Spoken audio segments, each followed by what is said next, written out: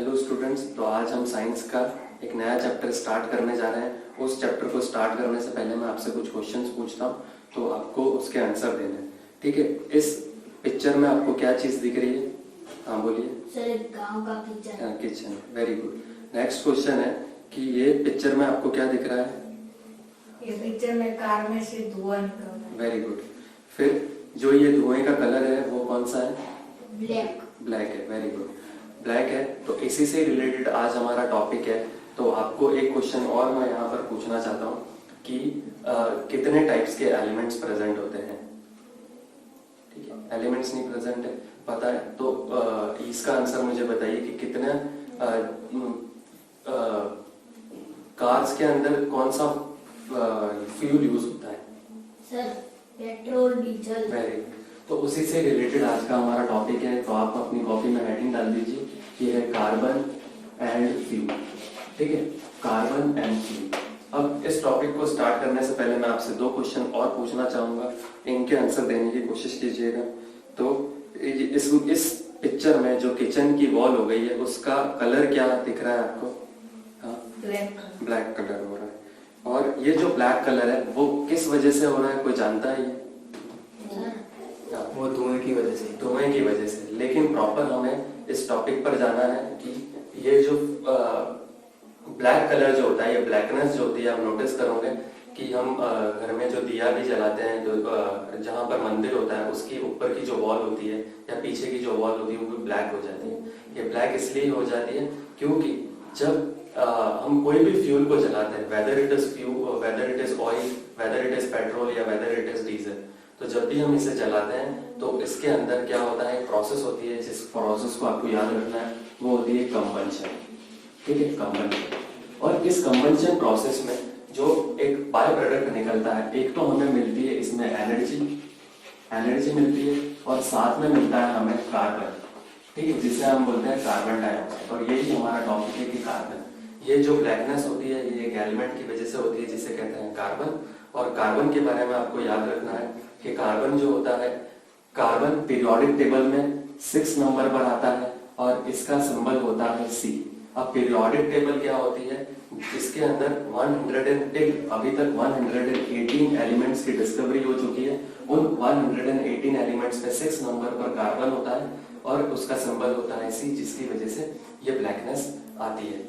दूसरी चीज आपको यहाँ पर एक चीज और याद रखनी है कि कार्बन जो होता है ये बहुत डिफरेंट वेराइटीज ऑफ स्टेट्स में पाया जाता है, डिफरेंट वेराइटीज ऑफ स्टेट्स में, जैसे whether in the free form में भी और कंबाइंड स्टेट में भी। आपको अर्थ के अंदर भी मिलेगा, आपको एटमॉस्फेयर में भी मिलेगा और डिफरेंट जगह पर मिलेगा ये। तो हमें उसके स्टेट के बेसिस पे कि कहाँ पर ये पाया जाता है, तो इसके बेसिस पे इसको दो भागों में डिवाइड किया गया है। एक तो फॉर्म होता है इसका एलोट्रॉपी फॉर्म और एक होता है इसका क्रिस्टलाइन फॉर्म। तो मैं आपको दिखा देता हूँ कि यहाँ पर क्रिस्टलाइन, ये जो मैंने चार्ट बनाया है आपको इसको दिख रहा होगा कि इसके अंदर एक तो फॉर्म होता है एलोट्रॉपी फॉर्म और एक होता है क्रिस्टलाइन फॉर्म।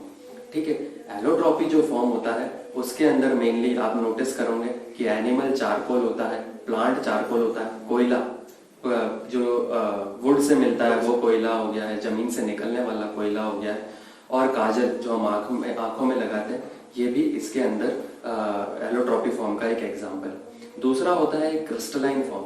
क्रिस्टलाइन फॉर्म के अंदर जो स्ट्रक्चर होता है कार्बन का वो बहुत हार्ड होता है, क्रिस्टल की फॉर्म में होता है। उसका एक बहुत अच्छा एग्जाम्पल है डायमंड। तो मैंने एक ये डायमंड का स्ट्रक्चर बनाया है। ऐसे डायमंड की बॉन्डिंग होती है इसके अंदर, एक ऊपर कार्बन होता है, नीचे कार्बन होता है, एक इधर कार्बन होता है और एक इधर कार्बन होता है, एक इधर कार्बन होता है, क्योंकि 4 कार्बन जो है अपने पास दूसरे 4 कार्बन से बॉन्डिंग करता है। ऐसे एक नीचे स्ट्रक्चर होता है, ऐसे इधर होता है, वैसे इधर होता है।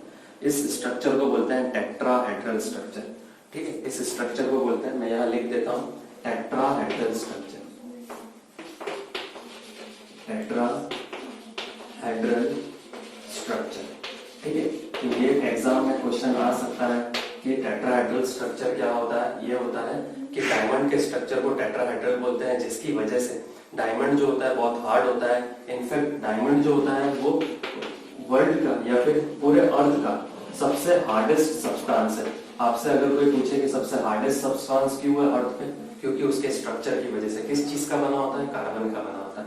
दूसरा इसका एक और फॉर्म होता है जिसे हम कहते हैं ग्रेफाइट। ग्रेफाइट का नाम भी आपने सुना होगा। ग्रेफाइट का स्ट्रक्चर कुछ इस तरीके से होता है, ठीक है। ये 6 बॉन्डिंग होती है और इस तरफ से ले होता है, ऐसे प्लेन पर नीचे की तरफ होता है, एक नीचे होता है और एक ऊपर होता है, और उनके बीच में क्या होती है, बॉन्डिंग्स होती है। ऐसी बॉन्डिंग्स होती है उनके बीच में, ठीक है। ऊपर नीचे बॉन्डिंग होती है। एक स्ट्रक्चर ऊपर की तरफ होता है, एक स्ट्रक्चर जो होता है ऐसे ऊपर की तरफ होता है, और एक स्ट्रक्चर जो होता है वो नीचे की तरफ होता है, ठीक है। और यहाँ पर इसकी प्लेन को है ना काटा जा सकता है, इसलिए ग्रेफाइट जो होता है वो सॉफ्ट होता है और इसे नाइफ से भी काटा जा सकता है। और इस स्ट्रक्चर की वजह से ग्रेफाइट जो होता है वो होता है good conductor of electricity, good conductor of electricity, ठीक है। ये आपको याद रखना है। और ये जो मैंने पढ़ाया है इन फॉर्म्स को कहा जाता है allotropy form. Allotropy form, allotropy वो चीज होती है जिनके अंदर इस एक ही चीज का बना होता है। अगर वो कार्बन है तो कार्बन का बना होगा, लेकिन डिफरेंट डिफरेंट स्ट्रक्चर्स में डिफरेंट डिफरेंट फॉर्म में पाया जाता है। ये आपको छोटा सा याद रखना है। तो इससे रिलेटेड ये अब हमारा एक टॉपिक खत्म होता है, और इससे रिलेटेड मैं आपको कुछ क्वेश्चंस पूछता हूँ, आप उसके आंसर देने की कोशिश करना।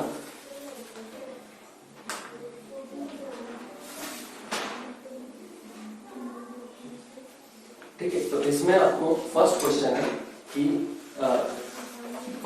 है कि फिल इन द ब्लैंक्स, कि जो टी होती है वो कौन से, उसके अंदर जो फ्यूल होता है वो कौन सा यूज होता है।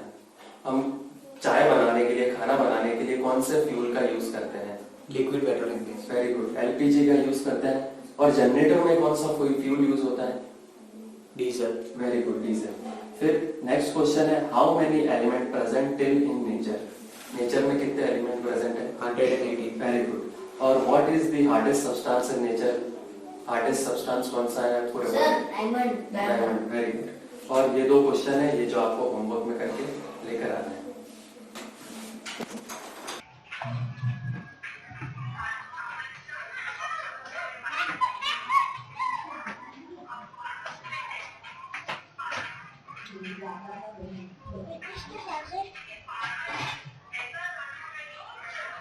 अच्छा,